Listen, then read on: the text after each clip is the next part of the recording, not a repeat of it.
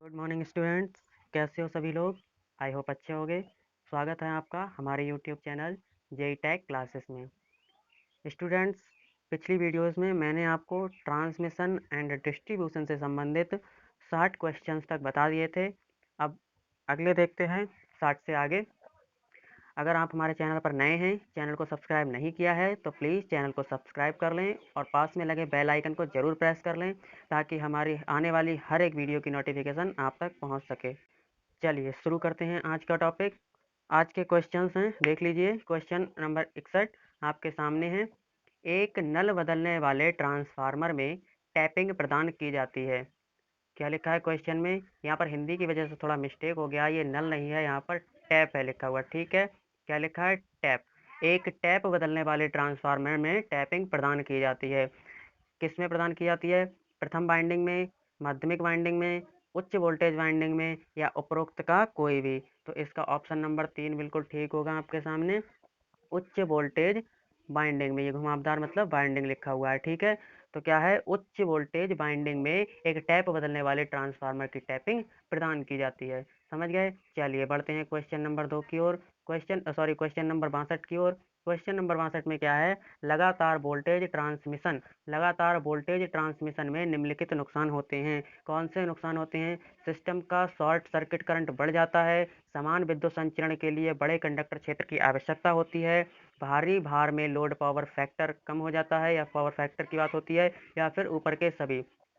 दोस्तों, क्वेश्चन कह रहा है आपसे कि लगातार वोल्टेज ट्रांसमिशन में, ट्रांसमिशन मतलब कि ट्रांसमिशन कर रहे हैं हम वोल्टेज का, तो उसमें निम्नलिखित में से कौन से नुकसान होते हैं? तो ऑप्शन नंबर 1 देख लीजिए, क्या लिखा है? सिस्टम का शॉर्ट सर्किट करंट बढ़ जाता है। जी हाँ स्टूडेंट, सिस्टम का शॉर्ट सर्किट करंट बढ़ जाता है। चलिए बढ़ते हैं अगले क्वेश्चन की ओर। क्वेश्चन नंबर 63 है आपके सामने। लिखा है त्वचा का प्रभाव निर्भर करता है। त्वचा का जो प्रभाव है वो किस पर निर्भर करता है? धारा की आवृत्ति पर, कंडक्टर सामग्री की प्रतिरोधकता पर, कंडक्टर के आकार पर, या फिर कंडक्टर के प्रकार पर। किस पर निर्भर करता है? या फिर ऊपर के सभी। ठीक है, यहाँ पर आपको 5 ऑप्शंस दिए हुए हैं और लिखा है कि त्वचा का प्रभाव निर्भर करता है। किस पे निर्भर करता है? तो ऑप्शन नंबर 5 आपका बिल्कुल ठीक होगा। क्या है? ऊपर के सभी। जी हाँ स्टूडेंट्स, त्वचा का प्रभाव जो होता है, स्किन इफेक्ट जो होता है, वो धारा की आवृत्ति को भी प्रभावित करता है, कंडक्टर की सामग्री की प्रतिरोधकता को भी निर्भर करता है। इस पर कंडक्टर के आकार पर भी निर्भर करता है और कंडक्टर के प्रकार पर भी। ठीक है, चलिए बढ़ते हैं अगले क्वेश्चन की ओर। क्वेश्चन नंबर 64 है आपके सामने। एक बसवार से जुड़ा एक अल्टरनेटर बंद हो जाता है तो बसवार वोल्टेज होगा। स्टूडेंट, क्वेश्चन को ध्यान से समझिए। क्वेश्चन क्या कह रहा है आपसे? जब जब बसवार से जुड़ा हुआ एक अल्टरनेटर बंद कर दिया जाए, यहाँ पर एक अल्टरनेटर की बात की गई है, तो बस बार वोल्टेज होगा, क्या होगा? कोई बदलाव नहीं होगा, बढ़ जाएगा, कम हो जाएगा, या फिर इसमें से कोई नहीं। तो हमारा ऑप्शन नंबर जो 1 है वो बिल्कुल ठीक होगा। अगर एक अल्टरनेटर बंद होता है तो हमारा वोल्टेज बदलेगा नहीं, कोई बदलाव नहीं आएगा, सेम वैसा ही चलता रहेगा। ठीक है, समझ गए? चलिए आगे बढ़ते हैं क्वेश्चन नंबर 65 की ओर। क्वेश्चन नंबर 65 है। दो परस्पर जुड़े स्टेशनों के बीच कोणीय विस्थापन मुख्यतः किसके कारण होता है? दो परस्पर स्टेशन है आपके पास और उनमें कोणीय विस्थापन जो है मुख्यतः किसके कारण होता है? दो अल्टरनेटरों की तुल्यकालिक प्रतिक्रिया के द्वारा, सिंक्रोनस प्रतिक्रिया के द्वारा, रिएक्शन के द्वारा, इंटरकनेक्टर की प्रतिक्रिया के द्वारा, दोनों अल्टरनेटरों की आर्मेचर प्रतिक्रिया के द्वारा, या फिर आपके पास ऑप्शन है ऊपर के सभी। किसके कारण होता है? दो स्टेशनों के, दो परस्पर जुड़े हुए स्टेशन हैं कि उन दोनों के बीच के जो कोणीय विस्थापन है उसका मुख्य किसके कारण होता है? ठीक है, तो इसका ऑप्शन नंबर 1 आपका बिल्कुल ठीक है। सॉरी, 1 नहीं 3। 3 नंबर का जो ऑप्शन है बिल्कुल ठीक है। क्या है? दोनों अल्टरनेटरों की आर्मेचर प्रतिक्रिया के द्वारा, दोनों अल्टरनेटरों की आर्मेचर प्रतिक्रिया के द्वारा परस्पर जुड़े हुए स्टेशन के बीच का जो कोणीय वेग होगा, कोणीय विस्थापन जो होगा, मुख्यतः दोनों अल्टरनेटर की आर्मेचर प्रतिक्रिया के कारण होता है। समझ गए? चलिए बढ़ते हैं क्वेश्चन नंबर 66 की ओर। क्वेश्चन नंबर 66 हमसे कह रहा है कि इलेक्ट्रोमैग्नेटिक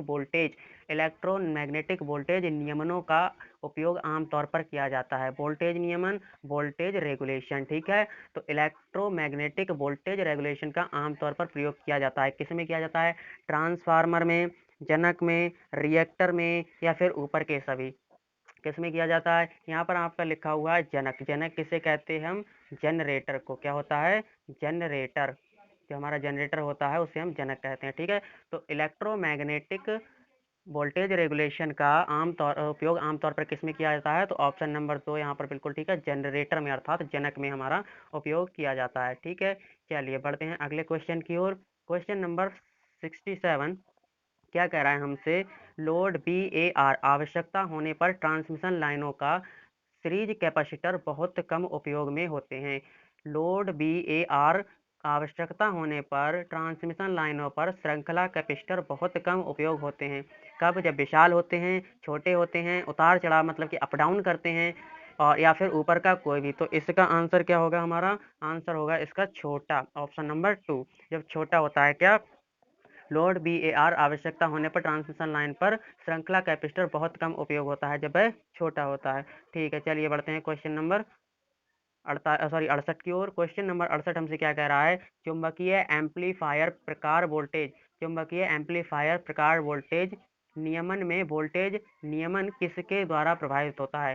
दोस्तों हिंदी की वजह से थोड़ा सा दिक्कत आ रही है, वरना इंग्लिश में अगर आप इसे समझेंगे तो चुंबकीय एम्पलीफायर का प्रकार है, उसमें वोल्टेज रेगुलेटर में वोल्टेज रेगुलेशन किसके द्वारा प्रभावित होता है? वोल्टेज रेगुलेटर में वोल्टेज रेगुलेशन किसके द्वारा प्रभावित होता है? किसके द्वारा होता है? इलेक्ट्रोमैग्नेटिक इंडक्शन के द्वारा, प्रतिरोध को बदलने के द्वारा, परिवर्तनीय ट्रांसफार्मर के द्वारा, या प्रतिक्रिया बदल रहा हो उस कंडीशन में। किस कंडीशन में होता है? तो ये हमारा प्रतिक्रिया बदल रहा हो, मतलब कि रिएक्शन जब हो रही है हमारी, ठीक है, तो हमारा चुंबकीय एम्पलीफायर का जब वोल्टेज रेगुलेटर में वोल्टेज रेगुलेशन जो होता है वो प्रभावित होता है। समझ गए? चलिए बढ़ते हैं क्वेश्चन नंबर 69 की ओर। क्या है? 69। जब एक कंडक्टर कोर की तुलना में सतह पर अधिक धारा प्रभावित करता है। क्या कह रहा है क्वेश्चन? एक कंडक्टर है हमारे पास, वो कोर की तुलना में मतलब कंडक्टर के अंदर जो करंट प्रवाहित हो रही है उसकी तुलना में सतह पर, सरफेस पर अधिक धारा प्रवाहित कर रहा है। तो इसका कारण क्या है? कोरोना है, त्वचा की गहराई है, त्वचा का प्रभाव है, या ऊपर का कोई भी। तो याद कर लीजिए, स्किन इफेक्ट, त्वचा प्रभाव जो होता है हमारा कंडक्टर कोर की तुलना में सतह पर अधिक प्रभावित होता है, अधिक प्रभाव डालता है। ठीक है, चलिए बढ़ते हैं क्वेश्चन नंबर 70 की ओर। क्वेश्चन नंबर 70 हमसे क्या कह रहा है? देख लीजिए, लिखा है जब सार्वजनिक विद्युत आपूर्ति एक जीवित चालक टूट जाता है। जब सार्वजनिक आपूर्ति एक चालक टूट जाता है। क्वेश्चन कह रहा है आपके घरों के पास में जो लाइंस होती हैं, सार्वजनिक लाइंस, उनमें अगर फेज का तार टूट जाता है और वो जमीन को छू लेता है तो निम्नलिखित में से क्या होगा? धारा पृथ्वी पर प्रभावित होगी, कंडक्टर में कोई करंट प्रवाहित नहीं होगा, या तो एक या दो, ऑप्शन दोनों, या फिर आपूर्ति वोल्टेज में वृद्धि होगी। तो इसका ऑप्शन नंबर जो सी होगा बिल्कुल राइट होगा। धारा पृथ्वी पर प्रवाहित होगी और कंडक्टर में कोई धारा प्रवाहित नहीं होगी। किस कंडीशन में? जब हमारा सार्वजनिक तार है वो टूटकर जमीन को छूता है। ठीक है, चलिए देख लेते हैं क्वेश्चन नंबर 71। क्वेश्चन नंबर 71 क्या कह रहा है? यदि केबल की लंबाई दोगुनी कर दी जाए तो इसकी धारिता सी हो जाएगी। कितनी हो जाएगी? दोगुनी हो जाएगी, आधी हो जाएगी, एक चौथाई हो जाएगी, या फिर कोई बदलाव नहीं होगा? जी हाँ स्टूडेंट्स, क्वेश्चन कह रहा है आपसे यदि केबल की लंबाई दोगुनी कर दी जाए तो उसकी धारिता में क्या परिवर्तन आएगा? तो ऑप्शन नंबर एक आपका बिल्कुल राइट है। क्या है? कि केबल की लंबाई यदि बढ़ा दी जाए, दोगुनी कर दी जाए, तो उसकी धारिता भी दोगुनी हो जाएगी। समझ गए? ठीक है, बढ़िए अगले क्वेश्चन की ओर। Question number 72। क्वेश्चन नंबर 72 हमारे सामने है। क्या लिखा है? उच्च संचरण वोल्टेज के फायदे हैं। हाई वोल्टेज ट्रांसमिशन मतलब हाई ट्रांसमिशन वोल्टेज के फायदे हैं। क्या फायदे हैं? अनुप्रस्थ काट का क्षेत्रफल जो है वो घटा है, यानी घटता है। कम लाइन लॉस, यानी कि लाइन लॉस कम होता है। कुशलता वृद्धि अच्छी रहती है, या फिर ऊपर के सभी। क्वेश्चन हमसे कह रहा है कि हाई ट्रांसमिशन लाइन जो होती हैं, वोल्टेज को हाई ट्रांसमिशन लाइन से हम जब भेजते हैं तो उसके क्या फ़ायदे होते हैं? तो ऑप्शन नंबर 4 यहाँ बिल्कुल ठीक है। क्या है? उपरोक्त सभी, यानी कि ऊपर के सभी। अनुप्रस्थ काष्ठ का क्षेत्रफल भी कम रहता है, कम लाइन लॉस होता है, और कुशलता भी अच्छी रहती है। जब भी वोल्टेज अधिक जाएगा तो धारा कम जाएगी, और जब धारा कम जाएगी तो हमारे बहुत सारे फ़ायदे होते हैं। हमें तार कम लगाना पड़ेगा, या फिर हमारे लॉसेस कम होंगे, बहुत सारी कंडीशंस ऐसी रहती हैं। ठीक है, समझ गए? चलिए बढ़ते हैं क्वेश्चन नंबर 73 की ओर। क्वेश्चन नंबर 73 है हमारा फ्लैट वोल्टेज प्रोफाइल सिस्टम का वोल्टेज नियमन है, यानी कि फ्लैट वोल्टेज प्रोफाइल सिस्टम का वोल्टेज रेगुलेशन है। कितना है? कितना होना चाहिए?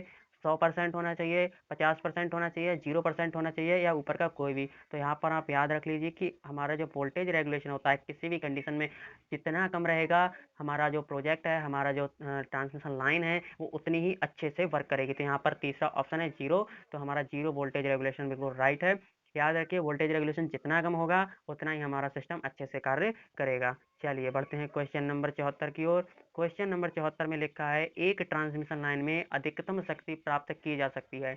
कब अधिकतम शक्ति प्राप्त की जा सकती है? सिस्टम ट्रांसफर रिएक्शन को कम करे, वोल्टेज स्तर को बढ़ाए, दोनों ऊपर मतलब जो लिखे हैं हमारे एक और दो ऑप्शन दोनों या फिर इनमें से कोई भी नहीं। तो याद कर लीजिए एक ट्रांसमिशन लाइन अधिकतम शक्ति कब प्राप्त करेगी? जब हमारा सिस्टम ट्रांसफार्मर रिएक्शन को बढ़ाएगा और वोल्टेज स्तर भी बढ़ाएगा। ठीक है, हमें दोनों ऑप्शन यहाँ सही हैं, तो इसलिए ऑप्शन नंबर 3 बिल्कुल राइट है। ऊपर के एक और दोनों ठीक है। ठीक है, ट्रांसमिशन लाइन जो होती है अधिक शक्ति कब प्राप्त की जा सकती है? जब सिस्टम ट्रांसफार्मर के रिएक्शन को कम करे और वोल्टेज स्तर को बढ़ाए। ठीक है, समझ गए? बढ़िया, अगले क्वेश्चन की ओर। अगला क्वेश्चन क्या लिखा है? क्वेश्चन नंबर 75 हमारे पास, निम्नलिखित में से किस विधि से फेरेंटी प्रभाव को कम किया जा सकता है? जी हाँ स्टूडेंट्स, किस विधि से हम फेरेंटी प्रभाव को कम करेंगे? शंट रिएक्टर से, श्रृंखला रिएक्टर से, शंट संधारित्र से या फिर श्रृंखला संधारित्र से? तो इसका ऑप्शन नंबर 1 आपके सामने बिल्कुल ठीक है। क्या लिखा है? शंट रिएक्टर से। शंट रिएक्टर से हम किसी भी विधि से मतलब शंट रिएक्टर विधि से हम फेरेंटी प्रभाव को कम कर सकते हैं। चलिए अगले देख लेते हैं क्वेश्चन नंबर 76 क्या लिखा है?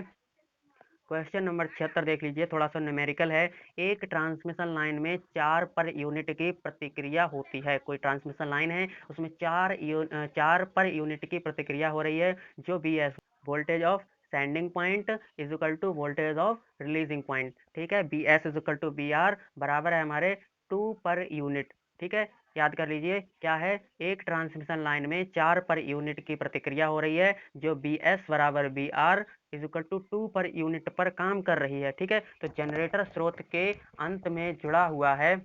जनरेटर जो है स्रोत के अंत में जुड़ा हुआ है, जो 0.5 पर यूनिट सक्रिय शक्ति प्रदान कर रहा है। तो भार का कोण क्या होगा?